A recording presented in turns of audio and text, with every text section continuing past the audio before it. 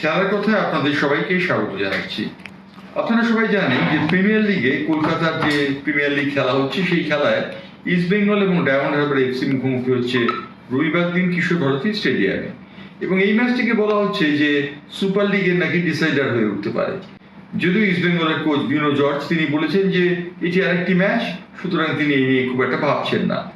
উল্লেখযোগ্য, ডুরান্ডে diamond Harbour sporting এর কাছে ইস্টবেঙ্গল ক্লাব পরাজিত হয়েছিল এবং ইস্টবেঙ্গল ক্লাব পরাজিত হওয়ার পর তারা কিন্তু সেই বদলা নেবার জন্য মুখিয়ে রয়েছে। যদিও দিনজয় মুখে স্বীকার করেননি, কিন্তু ইতিমধ্যে ইস্টবেঙ্গল এবং ডায়মন্ড হারবারের ম্যাচের টিকিট কিন্তু প্রিমিয়াম দামে বিক্রি শুরু হয়ে গিয়েছে এবং মনে করা হচ্ছে সেদিন মাঠ কানায় কানায় পূর্ণ থাকবে। রবিবার দিন ডায়মন্ড হারবার এবং ইস্টবেঙ্গলের এই খেলাটাকে ঘিরে কিন্তু রীতিমতো উৎসাহের সঞ্চার হয়েছে, কারণ অনেকেই মনে করছেন প্রিমিয়ার লিগের ডিসাইডার হবে এই ম্যাচটি। উল্লেখযোগ্য, গতবার প্রিমিয়ার লিগে ইস্ট বেঙ্গল এবং ডায়মন্ড হারবার এফসির খেলাটিকে কেন্দ্র করে গন্ডগোল হওয়ার পর আদালতের দ্বারস্থ হয়েছিল ডায়মন্ড হারবার এফসি। তারা মাঠে দল নামায়নি, ইস্ট বেঙ্গল দল ওয়াকওভার পেয়েছিল। শেষ পর্যন্ত ডায়মন্ড হারবার দল আদালতের দ্বারস্থ হয়, যে কারণে গতবারের প্রিমিয়ার ডিভিশন ফুটবল লিগের খেলার ফলাফল এখনো পর্যন্ত ঘোষণা করা হয়নি। এই ঘোষণা না করার ফলে এই প্রেক্ষিতে ইস্ট বেঙ্গল এবং ডায়মন্ড হারবার ম্যাচটি একটু আলাদা মর্যাদা পাচ্ছে এবং যে খেলাটি হবে রবিবার দিন, সেই খেলাটি সুপার সিক্সের ডিসাইডার হতে পারে বলে অনেকে মনে করছেন। ডায়মন্ড হারবার এবং ইস্ট বেঙ্গল দল সমশক্তির অধিকারী, সুতরাং তাদের ম্যাচটি রীতিমতো আকর্ষণীয় হয়ে উঠবে, এটাই সকলে আশা করছেন। বাংলা ধারা বিবরণী আবার ফিরে এসছে, রেডিওতে রিলে হচ্ছে কলকাতার সুপার সিক্সের খেলা। সুতরাং এই খেলার আকর্ষণ যে রীতিমতো বৃদ্ধি পাচ্ছে সে বিষয়ে বলে দেওয়ার কোনো রাখে না। এমনিতেই এই খেলাটি কলকাতায় ফিরে আসার জন্যে বেশ কিছুটা উৎসাহের সঞ্চার হয়েছে এবং দেখা যাচ্ছে যে কলকাতা মাঠে ক্যান্টিনে ক্যান্টিনে ভিড় এবং সেই ফুটবলের উন্মাদনা আবার ফিরে এসছে। ইস্ট বেঙ্গল বনাম ডায়মন্ড হারবার এফসি খেলাটি কিশোর ভারতী ক্রীড়াঙ্গনে অর্থাৎ যাদবপুর স্টেডিয়ামে হবে এবং যাদবপুর স্টেডিয়ামে এই ম্যাচটিকে ঘিরে কিন্তু ইতিমধ্যেই উৎসাহ এবং উদ্দীপনার সঞ্চার হয়েছে। এবার আসি এক ক্রিকেটের খবরে। ক্রিকেটের খবরে ভারতীয় ক্রিকেট কন্ট্রোল বোর্ডের সভাপতি নির্বাচিত হবেন 28শে ডিসেম্বর। এই 28শে ডিসেম্বর সভাপতি কে হবেন এই নিয়ে কিন্তু রীতিমতো হইচই চলেছে।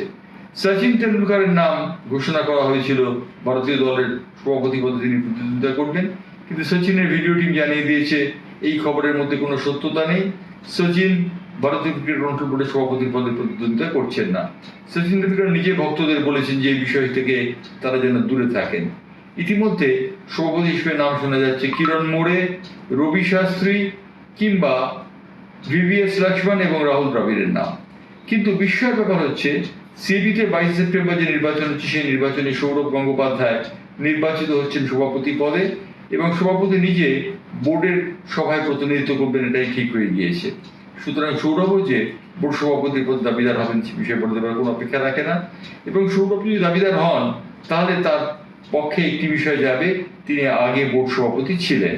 সুতরাং Sourav Gangopadhyay cooling off period কাটিয়ে আবার ভারতীয় ক্রিকেটের হেলথ অ্যাফেয়ারে ফিরতে পারেন এমনই অনেকে মনে করছেন, যদিও এই সম্পর্কে কেউ কোনো মুখ খোলেননি। মুখ না খোলার কারণ হিসেবে বলছেন যে এই ব্যাপারে তারা রীতিমতো চুপ করে থাকাই শ্রেয় বলে মনে করছেন। রজার বিনি তার 70 বছর বয়স হয়ে যাওয়ায় তিনি সভাপতির পদ ত্যাগ করেছেন এবং তার আর ফিরে আসার কোনো সম্ভাবনা নেই। সুতরাং কে সভাপতি হবেন তাই নিয়ে কিন্তু কৌতূহল রয়েছে। সচিন তেন্ডুলকরের নাম বাতাসে ভাসিয়ে দেওয়া হয়েছিল, সচিন তেন্ডুলকর সম্পর্কে জানানো হয়েছে তিনি কিন্তু সভাপতি পদে হচ্ছেন না। সচিনের ভিডিও টিম আজকে পরিষ্কার জানিয়ে দিয়েছে সচিন তেন্ডুলকর প্রতিদ্বন্দ্বিতাই করছেন না। 22 এবং 23 সেপ্টেম্বর বোর্ডের সভাপতি কে হবেন তাদের মনোনয়নপত্র দাখিল করার দিন। সেদিনে বোঝা যাবে কারা মনোনয়নপত্র দাখিল করলেন। এরপর 28 সেপ্টেম্বর নির্বাচন। সেদিন শুধুমাত্র নির্বাচন হবে তা নয়, আইপিএল কাউন্সিলের চেয়ারম্যানও নিযুক্ত হবেন সেদিন। সুতরাং 28 সেপ্টেম্বর তারিখটি অত্যন্ত গুরুত্বপূর্ণ ভারতীয় ক্রিকেটের জন্য। এবার আসি ফুটবলের আরেকটি খবরে। ফুটবলের আরেকটি খবর বলতে সুপার কাপ হচ্ছে, আপনারা সবাই জানি। সেই সুপার কাপ এবার কিন্তু একটি কেন্দ্র হবে না, সুপার কাপ ডুরান্ড কাপের মতো ঘুরে ঘুরে বিভিন্ন কেন্দ্র হবে। ইতিমধ্যে গুয়াহাটি, শিলং অর্থাৎ মেঘালয় এবং অন্যান্য সমস্ত রাজ্যগুলি আবেদন জানিয়েছে।